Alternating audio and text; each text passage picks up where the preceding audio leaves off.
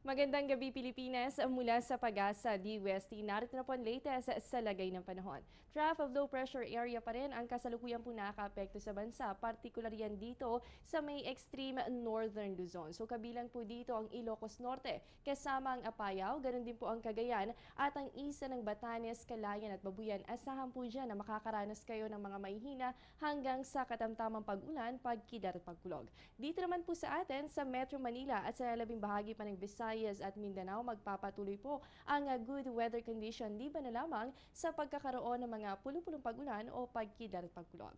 Narito naman po ang detalye ng 3-day weather forecast mula sa Pag-asa. So para po sa Baguio City, asahan dyan ang pagkakaroon ng fair weather conditions simula bukas araw ng Martes at magpapatuloy po yan hanggang sa araw ng Huwebes.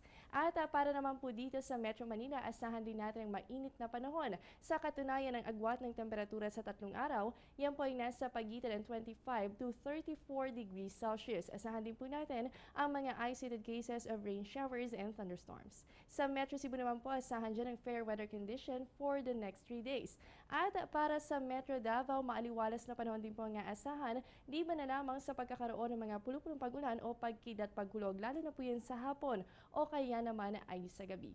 At panghuli na lamang po natin, Zamboanga City, good weather condition din po for the next 3 days. Ang temperatura yan po ay nasa pagitan ng 24 to 34 degrees Celsius.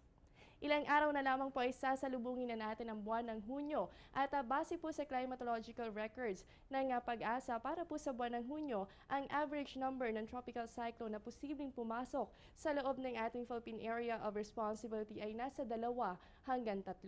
At ayon naman po sa forecast track ng Pag-asa ay mataas po ang chance na recurvature yung bagyo o yan po ay hindi tatama sa ating kalupaan dahil po yan sa epekto ng southwest monsoon o yung hanging habagat. Huwag po kayong aalis, magbabalik pa po ang Panahon TV matapos ang isang paalala. Air 21 online booking. Book, pay, ship. www.onlinebooking.air21.com.ph. The first complete online platform for shipment booking, payment, and package pickup and delivery in selected areas in the Philippines. Another innovation by Air 21. Sagot ko, padala mo! Sa ibang balita, kanina lamang pasado 2:00 ng hapon niyanig na lindol ang Tokyo, Japan at iba pang kalapit na lugar. Umabot sa 5.6 ang preliminary magnitude at naitala naman ang sentro sa Ibaraki, Japan. Ayon naman sa US Geological Survey, umabot ang lindol sa magnitude 5.3. Nakaranas ng intensity 2 hanggang 3 ang Tokyo habang intensity 4 to 5 naman ang mga kalapit nitong lugar. Wala naman pong naitalang casualties o damage mula sa nasabing pagyanig. Ganun pa man, naantala naman ang operasyon ng mga linya ng tren kabilang ang Tokyo Metro Subway Lines. Hindi naman po naglabas ng tsunami warning ang Japan Meteorological Agency. Silipin naman po natin ang astronomical data mula sa Pag-asa. Bukas po, ang sunrise natin yan ay 5:26 ng umaga at ang sunset naman po natin ay 6:20 ng gabi.